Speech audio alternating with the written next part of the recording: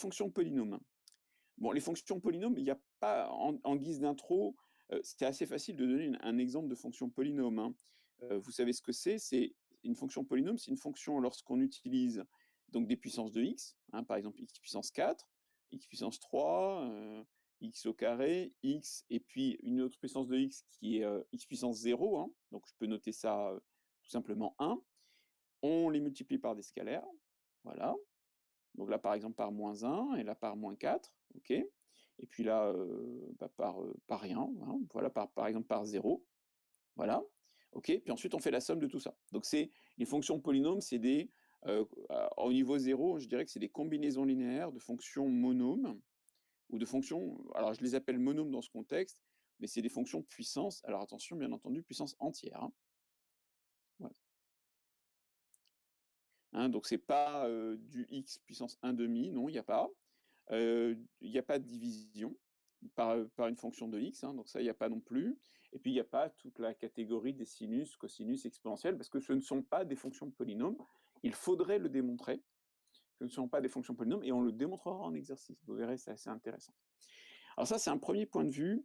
Je dirais que ça, c'est un point de vue, algébrique, OK? Point de vue algébrique, c'est-à-dire le point de vue de l'expression algébrique du calcul manuel.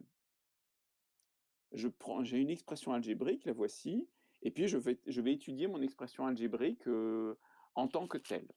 Et puis il y a un deuxième point de vue, hop, ici il veut bien me mettre mon deuxième point de vue, il veut pas, on va essayer comme ça. Voilà, il y a un deuxième point de vue, c'est celui-ci. Le deuxième point de vue, c'est, eh ben, c'est une fonction. Elle a son expression, donc vous pouvez vous tracer sur votre copie ce que vous voulez, hein, parce que finalement, bah, quand je vois une telle courbe, c'est vraiment parce que je vous le dis que vous pensez que c'est une fonction polynôme, mais franchement, enfin, ça se voit pas, on peut pas dire que ça se voit, hein. Et ça, c'est plus un point de vue fonctionnel, de fonction. Point de vue, je dirais, analytique, enfin, d'analyse, hein. Point de vue, heu, analytique, enfin, je sais pas comment dire, point de vue du graphe, point de vue de la fonction, OK? Je vais juste mettre de la fonction. Donc là, je dirais que c'est une fonction, f est une fonction de R dans R, et puis je vais me demander, donc je ne devrais pas écrire en rouge, hein, voilà. Je vais me demander si elle est continue, si elle est dérivable, je pourrais me parler de ses limites, et cetera, et cetera, et cetera. OK? Je pourrais parler aussi, hein, vous voyez ici, ces points où elle s'annule, je pourrais parler de ses racines, et cetera, et cetera. Et le problème, c'est le lien. C'est de faire le lien, et toute la difficulté, alors je l'ai déjà dit hier, mais je le redis en introduction, ce chapitre sur les polynômes est un chapitre qui est difficile. Alors, il est difficile pour vous parce qu'on considère les fonctions comme des objets et on étudie ces objets-là. Donc, quand on cherche l'inconnu, c'est une fonction. C'est un peu bizarre. D'habitude, pour vous, l'inconnu, c'est x. Alors que là, l'inconnu, ce sera toute la fonction. On cherchera une fonction qui vérifie telle, telle et telle propriété. Vous avez un peu de mal souvent, mais bon, écoutez, vous allez y arriver, hein, comme souvent. Et là, on peut voir une première difficulté, c'est faire le lien entre l'expression algébrique et la fonction. Et alors là, pour le coup, ce lien-là, il est difficile aussi, mais il n'est pas difficile que pour vous, il est difficile pour tout le monde. Vraiment, en maths, c'est un énorme problème de faire un lien entre un dessin et une expression algébrique. Pourquoi?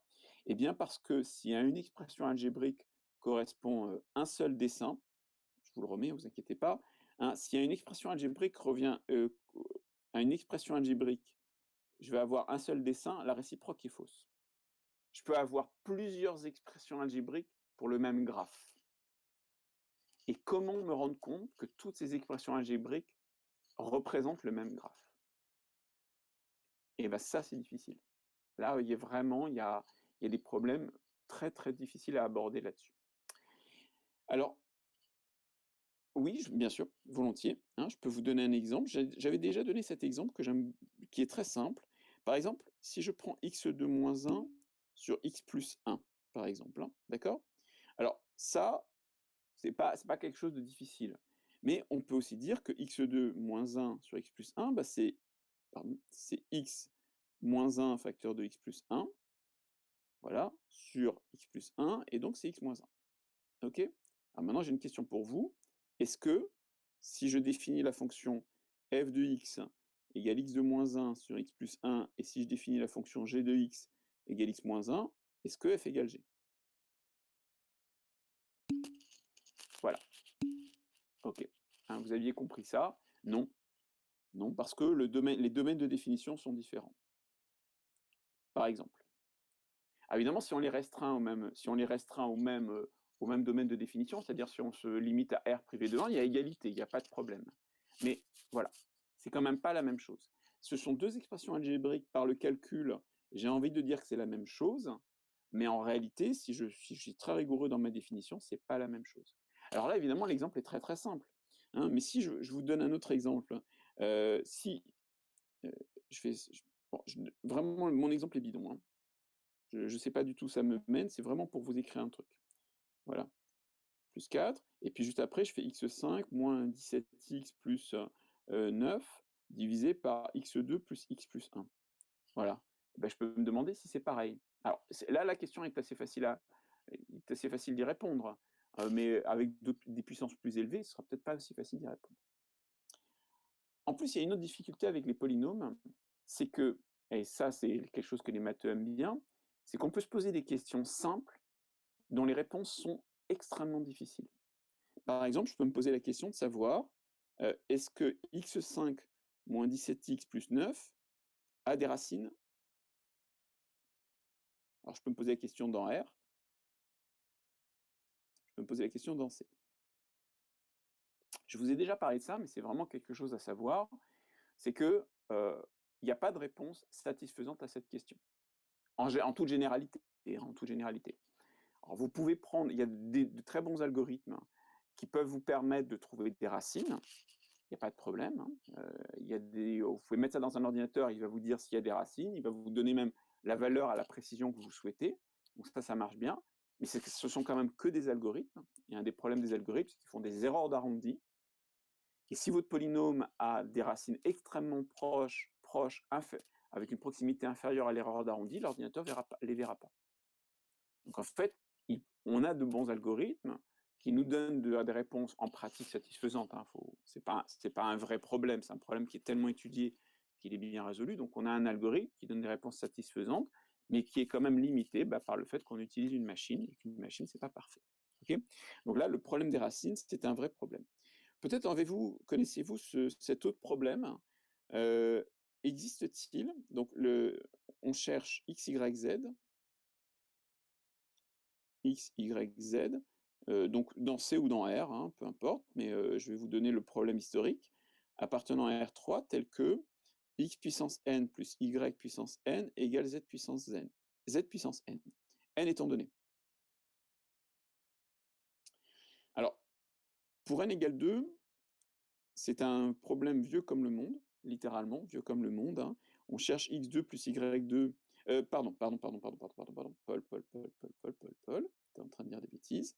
Pas dans R, dans Z, justement, et ça c'est vachement important. Donc je cherche des entiers, tels que x puissance n plus y puissance n égale z puissance n. Voilà, donc pour n égale 2, c'est ce problème-là. Ça c'est un problème vieux comme le monde, ça s'appelle les triplés pythagoriciens, parce qu'ils forment les... Alors, attendez, je prends un peu d'élan pour écrire pythagoricien. Pourquoi pythagoricien? Parce qu'ils forment les côtés d'un triangle rectangle. Voilà, donc par exemple, il y en a plusieurs, des triplés pythagoriciens, je vais y arriver. Donc il y a 3, 4 et 5, hein, par exemple. 3, 4, 5. 9 et 16, ça fait bien 25, donc c'est bon. On les connaît tous. C'est un problème qui a été résolu il y a très longtemps. Donc il y a OK, bon, problème résolu. Voilà. Après, avec n égale 3, il y a des solutions, comment dirais-je? Alors, avec n égale 3, par exemple, vous pouvez me donner une solution?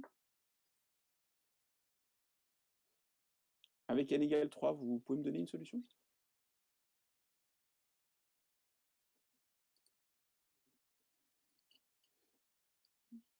Non, vous pouvez pas? C'est trop dur? Cherchez facile. 3, 1, 3, non, je pense pas. Alors, n égale, ça veut dire que vous devez trouver x, y, z tel que x au cube plus y au cube égale z au cube, hein. D'accord, c'est ça la question que je vous pose. Donc Carmen, elle dit 2, 1, 3. 2 au cube, hein, ça fait 8. 8 et un 9. Et 3 au cube, ça fait 27, hein. Ça marche pas. Ah bah voilà, très bien. Hein, effectivement, si vous prenez commencez à prendre des zéros, bah forcément, vous allez en trouver. D'accord? Donc vous pouvez par exemple prendre y égale 0 et x égale z. OK? Voilà, par exemple, vous pouvez prendre ça, c'est pas difficile. Hein? Et puis bien entendu, les solutions que vous venez de me donner, ça marche aussi pour n strictement plus grand que 3. Donc il y a ce qu'on appelle des solutions triviales. D'accord? Eh bien, il y a un théorème qui date du XVIe siècle qu'on doit à Fermat. Théorème de Fermat. Alors pour n supérieur ou égal à 3, strictement plus grand que 3, pardon. Non, supérieur ou égal à 3. Supérieur ou égal à 3. Et il n'y a pas d'autre solution que les solutions triviales.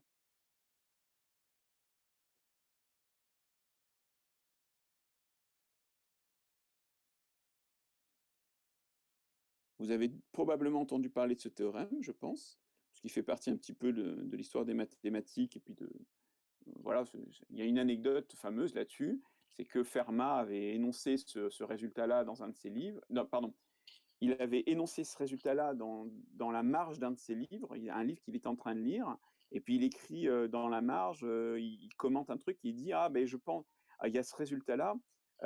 Donc il énonce celui que je viens de dire là, hein, pour n strictement plus grand que 3, supérieur ou égal à 3, il n'y a pas d'autre solution que les solutions triviales à cette équation-là.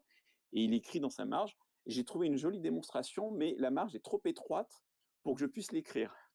Et il a laissé ça comme ça. Et en fait, on a mis 500 ans à le démontrer. Donc sa gentille démonstration qui est un peu trop petite pour tenir dans la marge, effectivement, elle était vraiment un peu trop grande pour tenir dans la marge. Effectivement, la démonstration était un peu trop grande.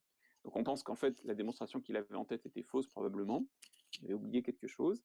Et ça a été démontré je ne me souviens plus la date, mais je crois que ça a été démontré en 1998. Donc vous voyez, très, très récent.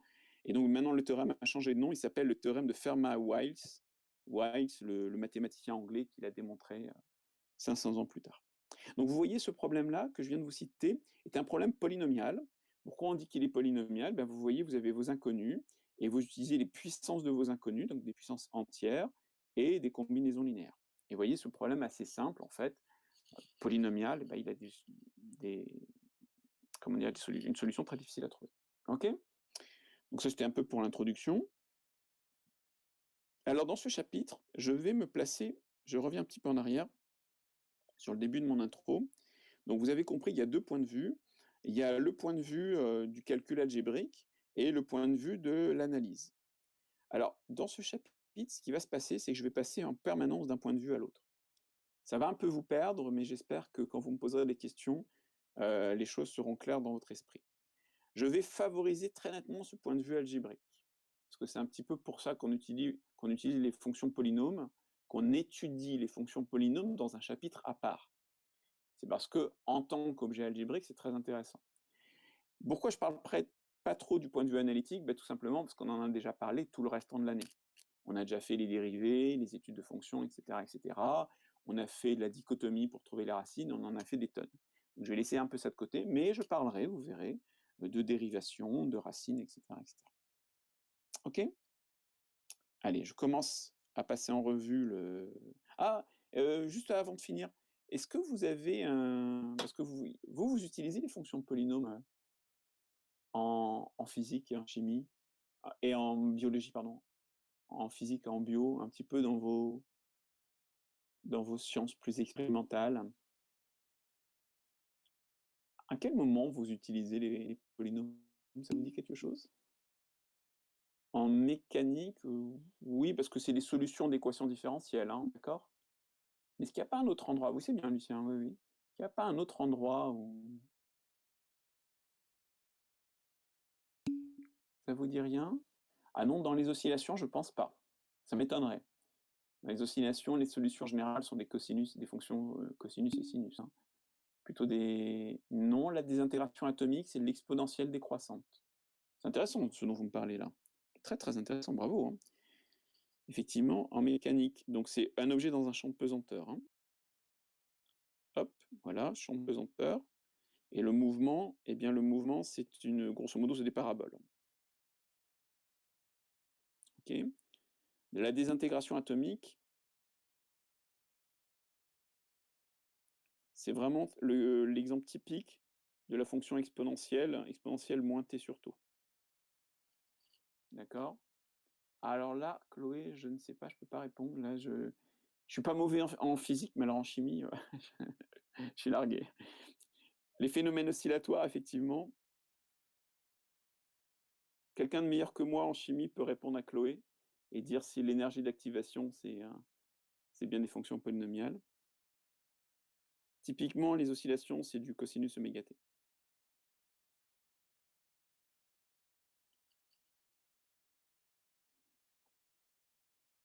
Bon, bah,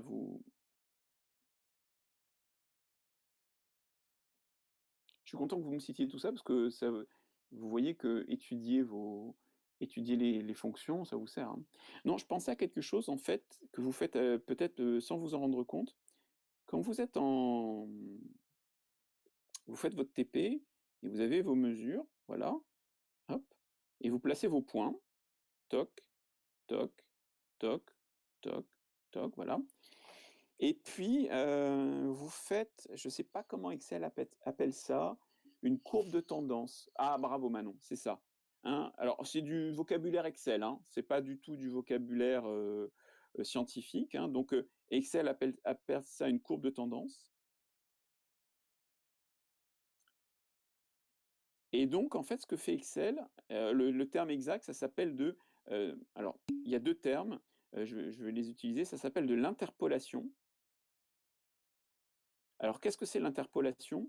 Eh bien, ça consiste à trouver une fonction, si elle existe, ça consiste à trouver une fonction qui vaut qui passe par chacun de ces points et puis on impose à cette fonction des conditions supplémentaires et une condition très fréquente, c'est qu'on va prendre une fonction polynôme.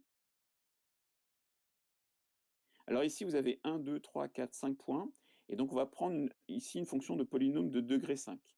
Si vous laissez faire, Excel, elle va vous prendre une fonction de polynôme de degré 5. Pourquoi?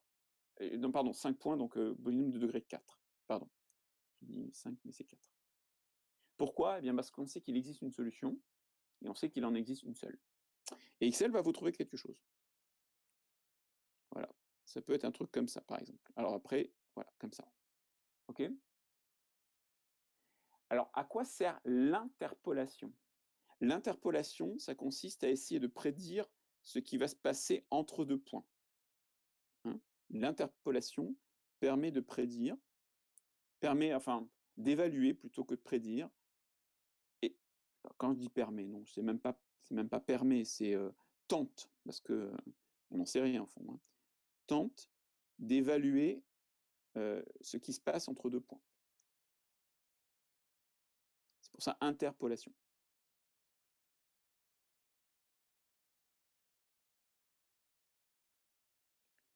Donc là, on parle bien entendu d'une interpolation polynomiale. Mais il y a également, le problème de l'extrapolation. Alors l'extrapolation, c'est ce qui va se passer au-delà, je vais changer de couleur, c'est ce qui va se passer au-delà des 2 points, au-delà du domaine d'étude. Et l'extrapolation, c'est ça. Voilà, ça c'est l'extrapolation. Je ne sais pas si vous voyez bien mes couleurs. Ça, c'est l'extrapolation. Ou ici. Alors, c'est une grave erreur, et je pèse mes mots, c'est une très grave erreur scientifique de cliquer dans Excel sur courbe de tendance. C'est vraiment une grosse erreur. On ne colle jamais, jamais, jamais une expression, algébrique sur un phénomène qu'on est en train d'étudier, sans avoir une idée derrière la tête. Vous vous contentez pas de cliquer sur courbe de tendance et de tracer un truc, juste pour le plaisir d'avoir un graphe. Ça n'a aucun sens. C'est vrai, c'est pas parce que vous pouvez le faire que vous devez le faire. Vous devez savoir, dans le phénomène que vous étudiez, quelle est l'allure de la courbe. Vous devez savoir si c'est une fonction polynomiale, si c'est une fonction exponentielle ou si c'est une fonction cosinus. C'est extrêmement, extrêmement important. Très récemment, j'ai entendu parler d'un excellent exemple de cette erreur. C'est une erreur scientifique de base, mais qui peut avoir des conséquences extrêmement graves. J'ai entendu parler il n'y a pas longtemps d'un excellent exemple. Désolé, je vais revenir à l'actualité récente, même si on vous a un peu saoulé avec ça, mais il y a encore beaucoup à dire. C'est l'exemple justement, il y a une épidémie et on veut savoir où va l'épidémie. Donc par exemple, vous avez une épidémie, elle est en train de démarrer. Alors si elle est en train de démarrer, vous pouvez très bien approcher le démarrage de votre épidémie par une exponentielle, hein. Toutes les épidémies commencent par une exponentielle. C'est même, on pourrait dire, la définition de l'épidémie, donc explosion exponentielle au départ. Mais on sait très bien que c'est juste une approximation au premier temps, à t égale 0, l'exponentielle. Juste parce que là, vous avez votre virus qui va se répandre dans une population où quasiment personne n'est, comment dirais-je, n'est résistant à cette maladie, où il n'y a aucune, comment dirais-je, mesure qui a été prise pour l'enrayer ni rien. Donc c'est l'explosion. Donc c'est exponentiel. Mais on sait très bien qu'ensuite ça va changer. Et la question c'est comment. Comment ça va changer? Alors il y a plusieurs possibilités. Il y a, en général, la courbe ressemble à ça, hein, vous en avez entendu parler, cette courbe-là, c'est-à-dire qu'il y a l'explosion exponentielle, puis à un moment donné, il va y avoir des phénomènes de résistance, il va y avoir de la prophylaxie, il va y avoir, etc. On va agir contre, donc l'épidémie va se calmer, puis ensuite, je vous ai déjà parlé de ça, ensuite, il va y avoir un comportement à long terme. Ce comportement à long terme, on a vraiment envie de savoir ce qu'il va donner. Est-ce qu'il va donner un plateau ici, comme je viens de mettre? Est-ce que ça va être plus un plateau comme ceci? Ou est-ce qu'au contraire, ça va vraiment exploser, on va tous mourir? Ou est-ce qu'au contraire, hop, ça va quasiment disparaître, comme ceci? Donc on se demande ce que c'est. Et l'expression algébrique de cette courbe-là, littéralement, connaître l'expression algébrique de cette courbe-là, c'est une question de vie ou de mort. Littéralement. C'est-à-dire que les gens qui sont devant leur tableau Excel, qui cliquent sur les machins, ils ont vraiment intérêt à réfléchir sur cette courbe. Parce qu'il y a des gens qui vont mourir derrière.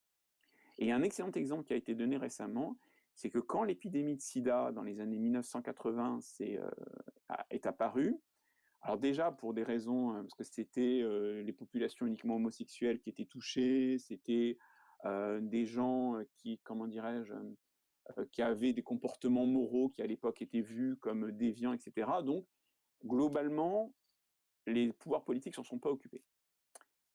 Les médecins se sont beaucoup investis là-dedans, mais ils avaient beaucoup, beaucoup de mal à se faire entendre. Et il y a quelqu'un qui a dit, ah, ben, cette courbe-là, par exemple, qui a dit, ah, ben, ça, c'est exponentiel, moins T2, donc le T, c'est le temps, moins T2, moins AT2. Donc, c'est une courbe en cloche, une courbe de Gauss. D'accord? Donc, une courbe de Gauss, si je la fais, ça va ressembler à ça. Voilà. Alors, oh, pardon, elle est vraiment moche, ma courbe de Gauss, je vais la faire. Hop, voilà. Ça, c'est la courbe de Gauss. Alors, la courbe de Gauss, elle a deux propriétés intéressantes. D'abord, c'est qu'elle est parfaitement symétrique. Donc, quand vous voyez quand ça augmente, vous savez que ça va diminuer pareil, parce elle est symétrique. Et puis, une autre propriété, c'est qu'elle s'annule très vite. Et quand elle vaut 0, elle vaut 0, ça veut dire que l'épidémie est enrayée. Et le problème, c'est que le gars qui a prédit ça, donc c'est faux, hein, c'est une énorme erreur, hein. On sait très très bien qu'aucun modèle épidémiologique prévoit une courbe de Gauss. Mais le gars qui a fait ça, c'était un statisticien. Et les statisticiens, ils mettent des courbes de Gauss partout.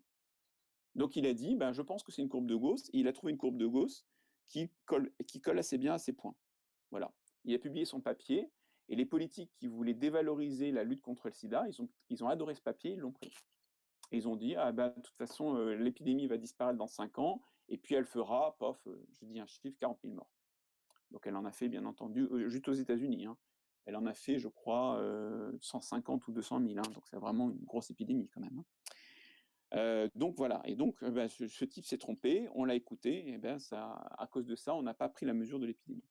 Donc aujourd'hui, on a d'autres modèles, on sait très bien, on sait mieux comment ça évolue, et notamment pour l'épidémie de Covid actuelle, on n'a pas commis la même erreur, et on a plutôt, enfin si vous suivez un petit peu, moi j'ai un peu regardé ça, on a plutôt bien prédit ce qui se passait. Le problème évidemment, c'est quand même une courbe qui passe par des points que l'on connaît, puis à chaque fois que j'ajoute un nouveau point, il faut que je recalcule ma courbe.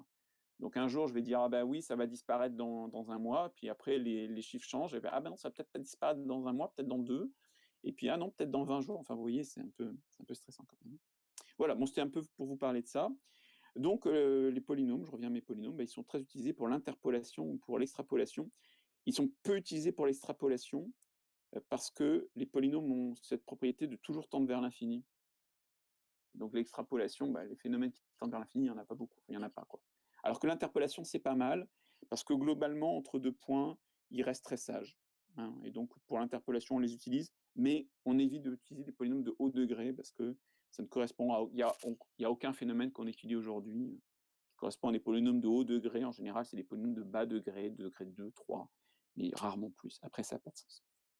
Voilà, allez, j'arrête avec mes considérations, analytiques et je commence mon chapitre. Alors dans ce chapitre, K égale R ou C, comme d'habitude, on verra qu'il y a une différence importante entre les deux. Par convention, je note x puissance 0 la fonction constante égale à 0. Il y a un petit souci, c'est que 0 puissance 0, ça peut poser problème. Donc 0 puissance 0 ici, ne posez pas la question, c'est 1 par convention, hein. D'accord, voilà. J'avance, donc c'est juste une convention, hein. J'avance, donc on appelle monôme ou fonction monôme toute fonction de k dans k de la forme qui a x associe x puissance n, avec n une puissance quelconque entière. Une fonction polynôme, simplement un polynôme, c'est une fonction p de x égale a0 plus a1x, etc., plus an x puissance n. Ok. Il y a un tout petit peu de vocabulaire. An, eux là, ça c'est les coefficients du polynôme, coefficients de p. Voilà. X, bien entendu, c'est l'inconnu, hein, ça, il n'y a pas de changement. Voilà, X, c'est l'inconnu. Et puis, vous ferez attention à un détail, c'est que de façon totalement implicite, et je ne reviendrai pas là-dessus, le domaine de définition de P, c'est K. D'accord? Donc là, alors que je peux, en analyse, je peux vous dire, bon, on va étudier cette fonction sur 0, 1, sur R+, ça arrive très souvent. Dans ce chapitre sur les polynômes, mes fonctions sont définies sur l'ensemble tout entier. C'est implicite. Dans un exercice, si on parle d'une fonction polynôme, elle est définie sur K, point barre. Ça va? Alors, il y a ce théorème d'apparence un peu banal, mais qui en réalité est vraiment très difficile. Enfin, hop, voilà. Il a des aspects assez étranges, ce théorème.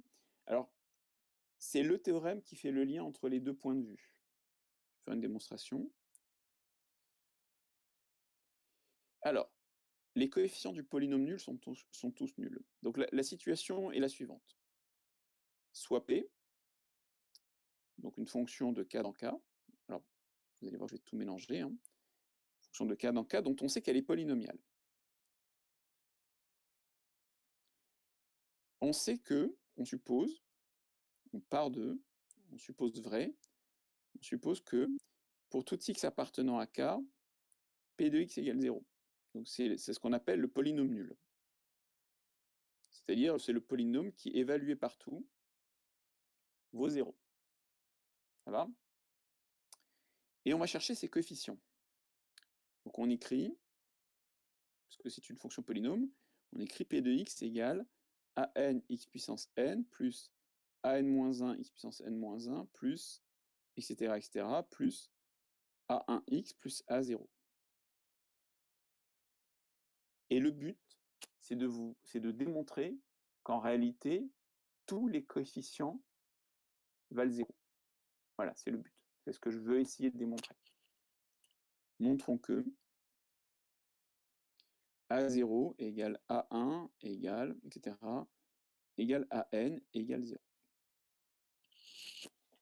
Alors j'ai une question pour vous. Enfin, je vous pose la question, est-ce que vous avez des idées de la façon dont je vais démontrer ça? Est-ce que vous pouvez me faire des suggestions?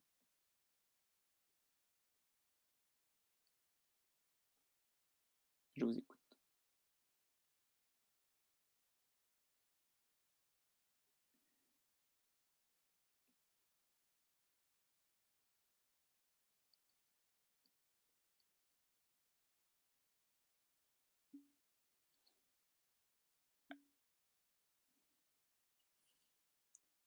Alors, vous avez 2 bonnes idées, mais je voudrais que vous les développiez un petit peu.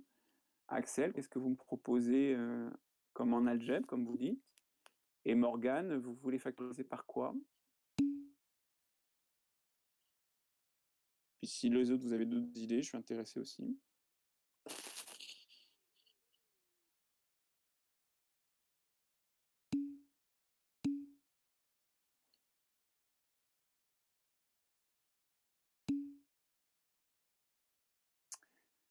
Bon, alors je laisse l'idée d'Axel de côté, parce que, je vois pas trop.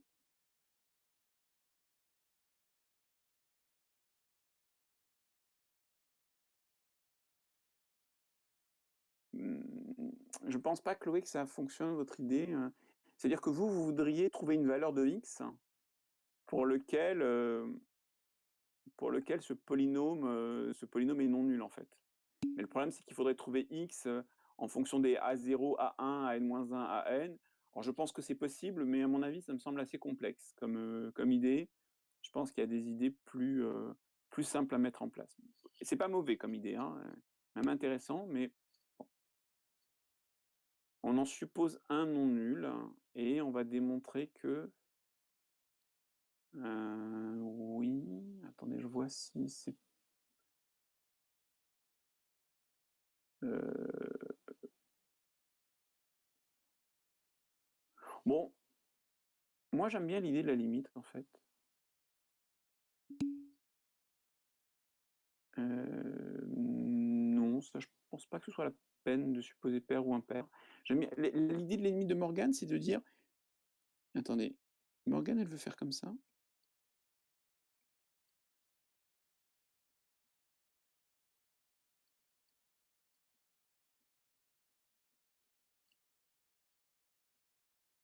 et alors Morgane, qu'est-ce qu'on fait avec ça maintenant? Dites-moi?»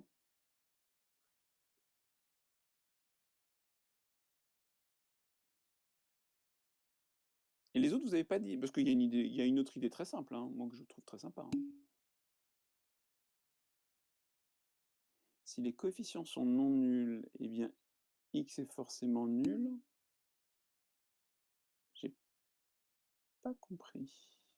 On fait tendre X vers l'infini et ça donne quoi, Morgane?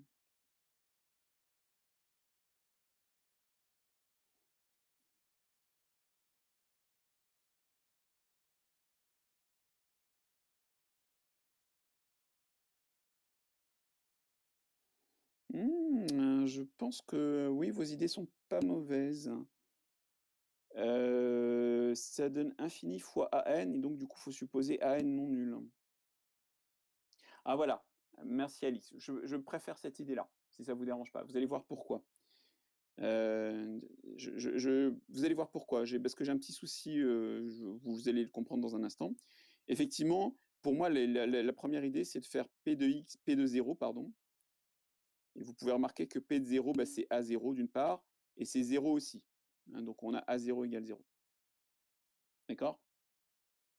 Voilà. Alors on n'a pas 0 égale 0, on a A0 égale 0. OK? Bon, donc du coup, on sait que P de X va s'écrire AN X puissance N plus AN-1 X puissance N-1 plus blablabla plus A1X. Est-ce que vous avez une idée de ce qu'on pourrait faire maintenant?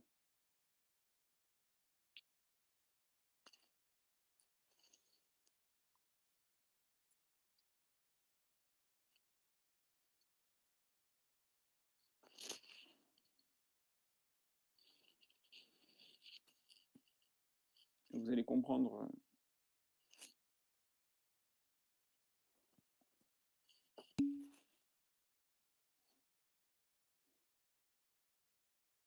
P de 1 égale 0? Ouais, mais à ce moment-là, j'ai la somme qui est égale à 0. Du coup, Alexis, il va falloir que je prenne une autre équation. Il va me falloir plein d'équations. Je veux bien, mais ça me semble, du coup, Alexis, il me faudrait une équation, hein. Alors voilà, on factorise par X. Vous savez, je vais vous dire pourquoi je vous pose la question, c'est parce qu'on a déjà fait en partie cette démonstration. Ça devrait vous rappeler des souvenirs. Ouais, tout à fait. Et alors?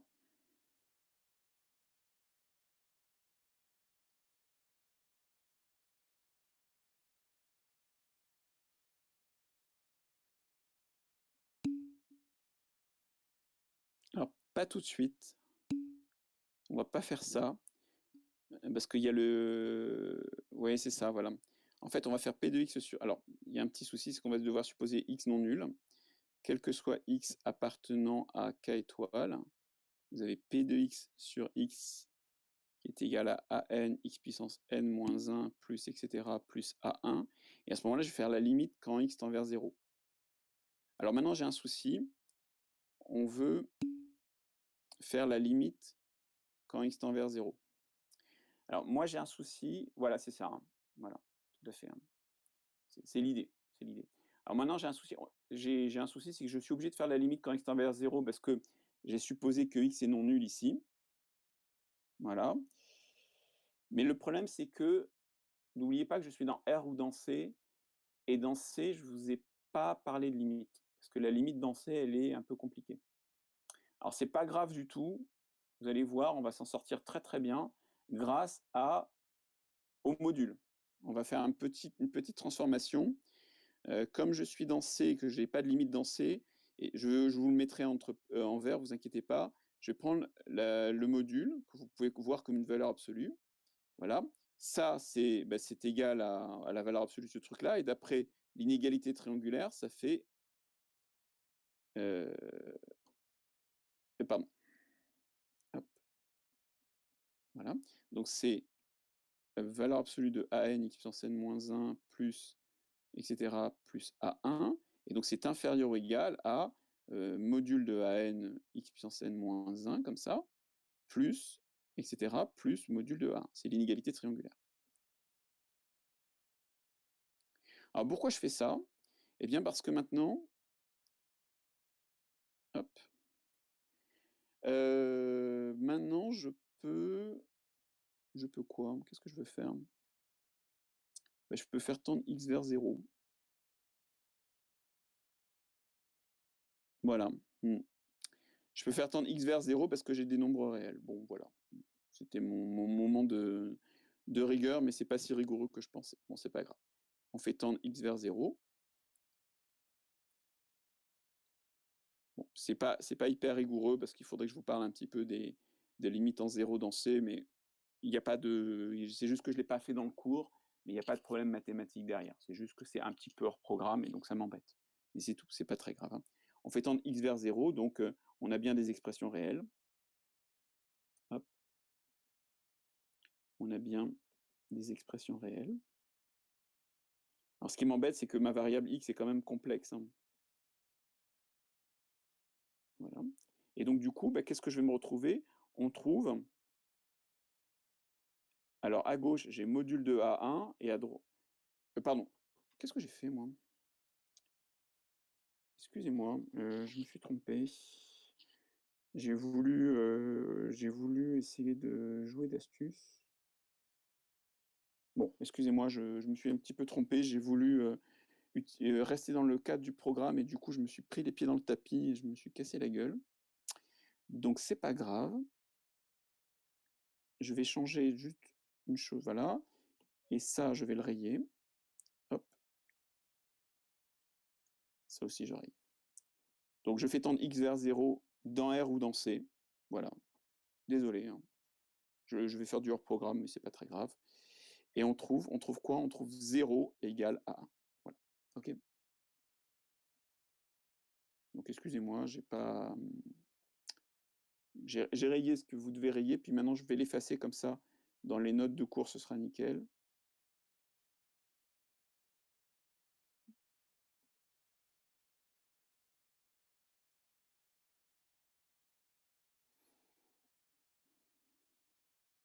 Et je vais vous mettre une petite remarque, hein, bien qu'on n'ait pas,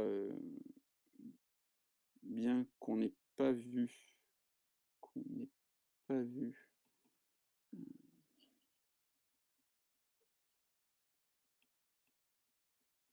les fonctions, les limites de fonctions à valeur dans C, de fonctions à valeur dans C.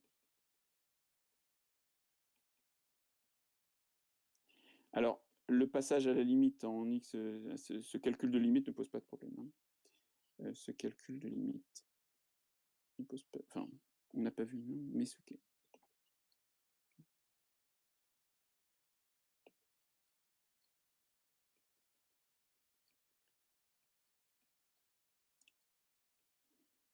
Alors, pourquoi il ne pose pas de problème? Parce que j'ai fait une limite en zéro.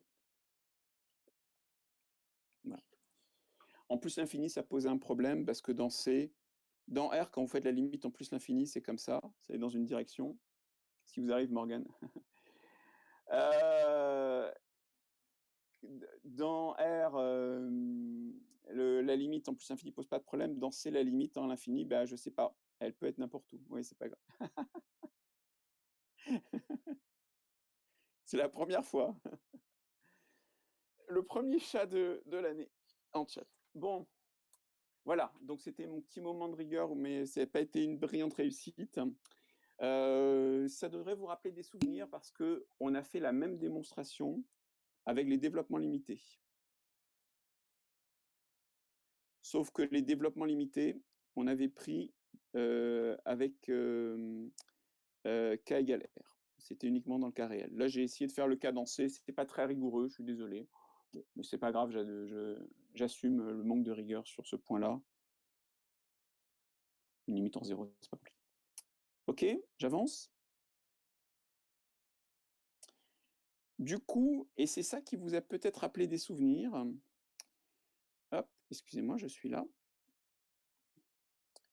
Du coup, la famille de fonctions polynômes qui est ici, cette famille-là est libre. Alors ça doit là pour le coup, ça doit vous sembler un peu bizarre du coup de le redire là. Eh bien oui, parce qu'en fait, heu, alors je sais plus comment je l'ai fait, puis j'avoue que j'ai pas regardé, mais si vous réfléchissez bien, heu, ça veut dire quoi que la famille est libre? Bah, ça veut dire que, soit lambda 0 et cetera, lambda n appartenant à k puissance n plus 1, j'étudie la liberté de la famille, telle que, lambda 0 x puissance 0 plus et cetera plus lambda n x puissance n égale 0. Et quand j'écris ça, eh bien je l'écris pour tout x appartenant à k. Eh bien vous pouvez constater que c'est exactement ce qu'on vient de faire. C'est vraiment pareil. C'est-à-dire que je cherche les coefficients en supposant que ça vaut toujours 0. Et c'est peut-être à cette idée-là que Alix, c'était Alix ou Axel, je ne sais plus, c'est Axel, hein, c'était peut-être l'idée un peu implicite d'Axel, lorsqu'elle a vu ça. Mais effectivement, c'est comme de l'algèbre, voilà, c'est ça. D'accord? Eh bien ça implique, d'après le théorème 1.2, que lambda 0 égale lambda 1 égale, etc., égale lambda indice n égale 0. Voilà. C'est la même chose, c'est juste une redite dans un autre contexte.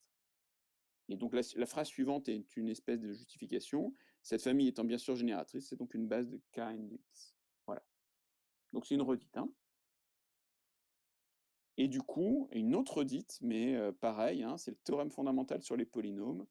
Deux fonctions polynômes sont égales sur k si et seulement si leurs coefficients sont égaux. Théorème que vous connaissez depuis longtemps, mais dont la démonstration est en fait relativement difficile. Nous, de notre point de vue maintenant, c'est assez facile. Je vais prendre deux fonctions polynômes, donc p, q, deux fonctions polynômes. Oula, mal écrit. Deux fonctions polynômes. Alors, je peux écrire p de x égale donc an x puissance n plus etc. plus a0. Je peux écrire q de x égale... Alors, normalement, q de x, ce qui se passe, c'est voilà, c'est bm x puissance m plus etc.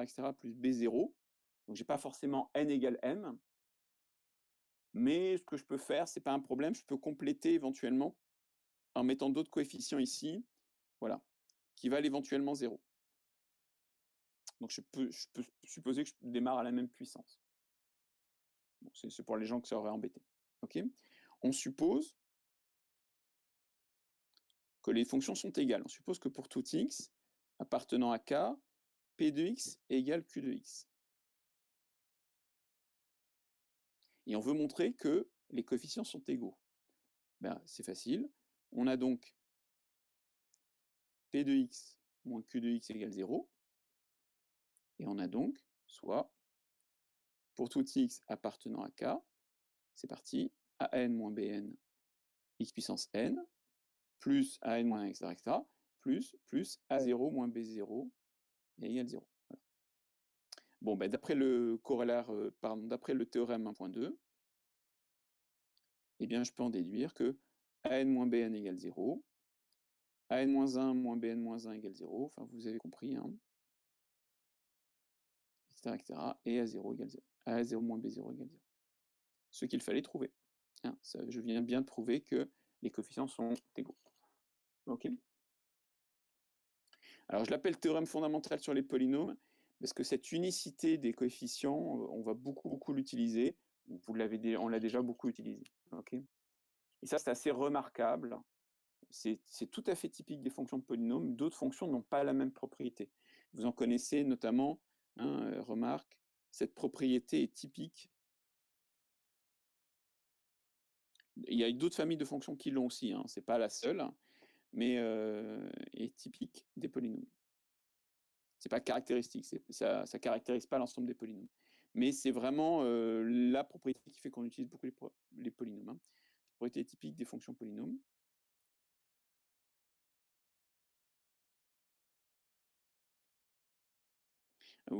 Avec des cosinus et des sinus, c'est pas la même chose, puisque par exemple, vous savez très bien que, je sais pas, qu'est-ce que je peux vous faire, par exemple, cosinus carré x, voilà, vous avez, ça me fait quoi? Qu'est-ce que je peux faire? Par exemple, c'est cosinus de 2x moins 1 sur 2, par exemple. Voilà. Donc vous avez une expression, vous avez ici une fonction trigonométrique qui a deux expressions trigonométriques. Okay, donc il faudrait, avec des fonctions trigonométriques, il faudrait imposer des conditions supplémentaires pour qu'il y ait unicité. Mais même comme ça, c'est assez difficile de s'en rendre compte. Hein. C'est un peu le problème des fonctions trigonométriques.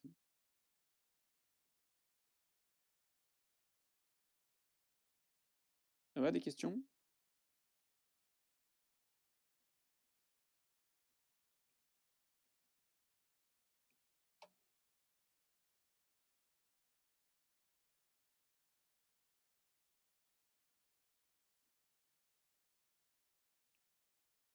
Ok.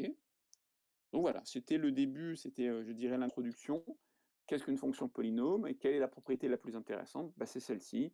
Deux polynômes sont égaux si et seulement si leurs coefficients sont égaux. Voilà. Alors je continue, mais là vous allez voir que je vais passer rapidement parce que j'espère que pour vous ça vous semble clair. On peut faire des opérations sur les fonctions polynomiales et ces opérations ont la propriété intéressante que on reste. Alors attendez, excusez-moi, je vais, voilà, j'ai plein de diapositives qui servent à rien. Je saute à la diapositive intéressante, la voici. Propriété 2.1. Si j'ai P et Q deux fonctions polynomiales, eh bien leur somme est une fonction polynomiale. La produit par un scalaire est aussi une fonction polynomiale. Le produit est aussi une fonction polynomiale. D'accord? Et la composée est aussi une fonction polynomiale. Ça vous pose un problème? Il y a quelque chose qui vous semble étrange? Ces propriétés, bien sûr, que vous connaissez très bien. Hein. Je vais faire un petit exemple. C'est pour que sur votre copie, vous ayez, comment dirais-je, parce que après vous allez vous poser des questions en mon absence. Donc, vous aurez un exemple pour vous faire un petit peu réfléchir. Voilà. Si je prends q de x égale, je sais pas, x2, voilà, 2x2 moins 3x plus 1. Alors la somme, bon, ben, je crois qu'il n'y a pas de souci, on additionne coordonnées par coordonnées ou puissance par puissance, hein, donc ça, ce serait pour la somme, voilà. Le produit par un scalaire, ben, il n'y a pas de souci, hein, je distribue mon scalaire sur les différents coefficients, donc c'est pas un problème. Alors le produit, eh bien le produit, j'espère que vous voyez pourquoi ça va être une fonction polynôme, hein. Si je fais le produit, c'est parce que quand je vais multiplier un monôme par un monôme, ça va rester un monôme. Et donc, du coup, ça va faire une autre fonction polynôme. Donc là, ça va commencer, par exemple, par 2x puissance 5. Okay, ensuite, en x puissance 4, je vais avoir moins 6x4 moins 3x4. Donc, c'est ces deux produits-là. C'est ce produit et celui-là qui vont donner des puissances 4. Etc., etc., etc. Okay, donc, ça va rester fonction polynôme. Et puis à la fin, je vais avoir les constantes qui vont se multiplier, qui vont faire moins 1. C'est pas très dur. Okay, alors un petit peu plus compliqué à comprendre, c'est la composée. Alors la composée, ça consiste à quoi? Ben, dans l'inconnu, je remplace l'inconnu x dans P par l'expression de Q, qui est ici. Donc ça va commencer par exemple par 2x2 moins 3x plus 1 élevé au cube, etc., etc., etc. Et à la fin, moins 1. Parce que là, il n'y a pas d'inconnu. Enfin, l'inconnu, c'est x puissance 0, donc c'est ce truc-là puissance 0, donc ça reste toujours 1. Et comme c'est des puissances de polynômes, eh bien les puissances de polynômes, ça fait encore des polynômes. Donc là, par exemple, ça va faire 8x puissance 6. D'accord? Je développe pas tout parce que là, je vais me tromper probablement, puis je vais en oublier. C'est assez chaud à faire. Et puis la constante, bah, c'est pareil, je ne sais pas ce que ça va donner. D'accord? Donc là, vraiment, je vais éviter d'écrire quoi que ce soit, hein. Parce que la constante, elle va être partout, hein. Il va y avoir un peu de constante ici, un peu là, puis il y en a là. Donc, le seul que je peux prédire, c'est le monôme de plus haut degré, ce qui vient forcément de lui au cube, et tous les autres sont de puissance inférieure. Ça va, c'est assez c'est des remarques un peu générales, mais j'espère que vous y êtes, hein. Ça roule? Et vous aviez une redite de cette propriété que vous connaissez bien. Donc j'ai pas introduit mes notations, mais j'en parle maintenant. Enfin, j'ai déjà introduit, pardon, mes notations et j'en reparle maintenant. Donc k de x, je vous rappelle que c'est l'ensemble des fonctions polynômes.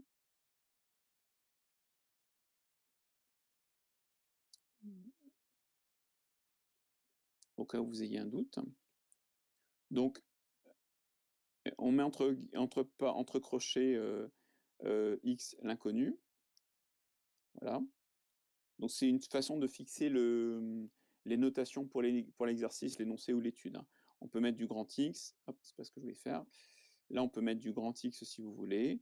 On peut mettre Y, on peut utiliser des polynômes en Z, en T, voilà. On peut faire ce qu'on veut. Okay. Alors Kn de X, c'est l'ensemble des polynômes de degré inférieur ou égal à n. Je n'ai pas encore parlé du degré dans ce chapitre, même si je vous ai donné la notation. Je parlerai du degré plus tard, mais je vous redonnerai cette notation. Okay.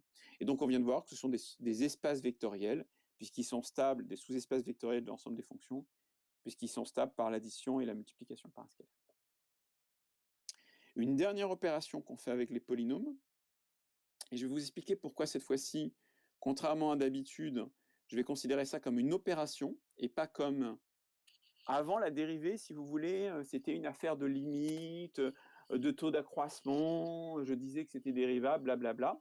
Mais avec des polynômes, c'est très différent. Avec des polynômes, c'est que vous prenez un polynôme, hein, par exemple, voilà, on va prendre le polynôme, je ne sais pas, 7x3 moins 2x2 plus 25x moins 4, par exemple. Et avec des polynômes, on dit très souvent que la dérivation est formelle. Ce n'est pas une limite.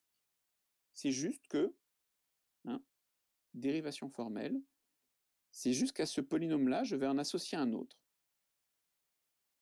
Et donc l'autre, eh bien, je remplace x puissance n dans mon calcul par n x puissance n moins 1. Et puis x0, je le remplace par 0. Voilà.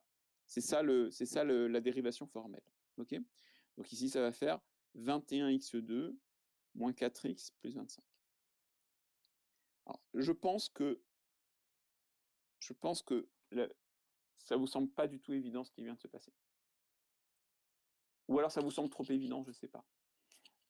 Parce que vous pensez, vous, mais j'espère, hein, parce que ça veut dire que vous avez été bien formé au lycée là-dessus, vous pensez peut-être que la dérivée, c'est formel. C'est-à-dire que, par exemple, quand j'ai ça, voilà, plus, qu'est-ce que je peux faire, plus ln de x de plus 1, le 2,2, là, c'est un corollaire.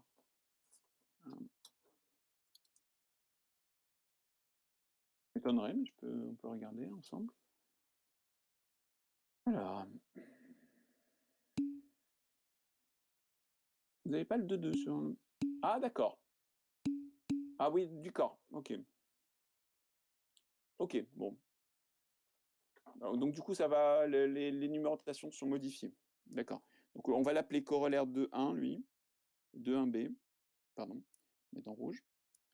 Corollaire 2,1b, puis il faudra voilà, faudra faire attention. Et donc là, c'est 2,2. Ah bon?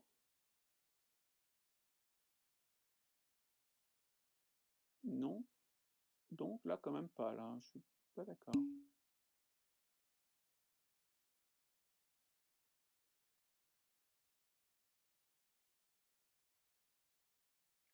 Vous pouvez me donner un exemple, Kylian, de quelque chose qui n'est pas rédigé pareil? 2, 3. Alors 2, 3. Ben non, c'est pareil. Alors,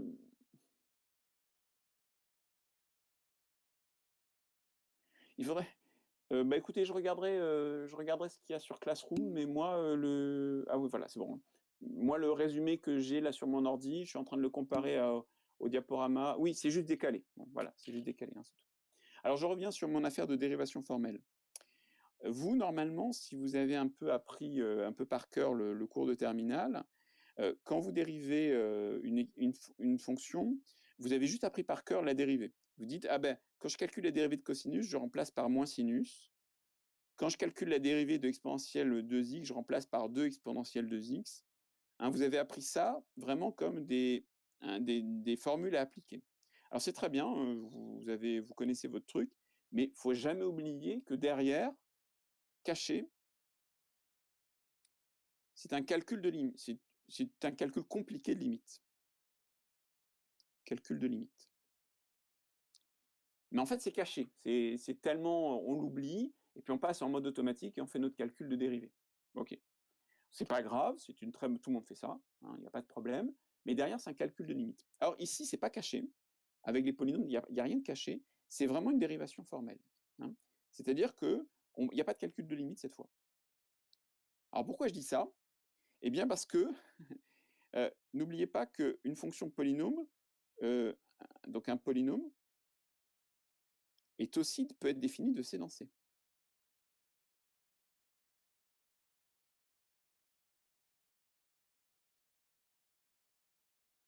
Or de C dans C, ben, alors là, par contre, je peux vous le dire, les règles de dérivation, elles sont pas tout à fait pareilles que de R dans R. Les règles de dérivation pour les calculs usuels, c'est pareil. L'addition, la multiplication, la composée, tout ça, bon, donc vous me direz c'est pareil, d'accord, hein. Mais n'empêche que la dérivée a des propriétés relativement différentes. Donc faut pas confondre la dérivation dans C et dans R, c'est pas du tout pareil. Sauf pour les polynômes, là vous faites pareil, vous vous embêtez pas. OK? Donc du coup, bah, vous venez d'apprendre à dériver des fonctions de C dans C, bah, c'est pareil. OK? Et d'ailleurs, les opérations usuelles, les 4 opérations que j'appelle opérations usuelles, ont les mêmes propriétés. Alors là, regardez, hein, c'est bien des polynômes, dans K, hein. Pour la somme, la dérivée de la somme, c'est la somme des dérivées. Pour le produit par un scalaire, c'est pareil. Pour le produit, bah, c'est pareil. La dérivée de P fois Q, c'est P' Q plus Q' P, c'est pareil. Et pour la composée, bah, c'est pareil, c'est-à-dire que la dérivée d'une composée, c'est le produit des dérivées. On n'oublie pas ici de composer, OK? Voilà.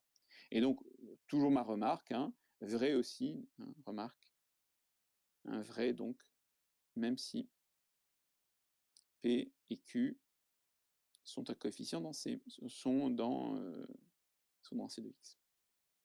Donc je répète, hein, ce qui se passe dans C de X, c'est que les coefficients sont complexes et la variable est complexe aussi. Voilà. Donc c'était un premier tour sur les polynômes. Pour l'instant, c'était juste une intro, juste comprendre un peu l'esprit dans lequel on va travailler. Et bah, pas demain, lundi, on attaque la suite du chapitre. Voilà, je vous remercie de votre attention. Si vous avez des questions, j'y réponds. Et sinon, je vous souhaite une bonne journée.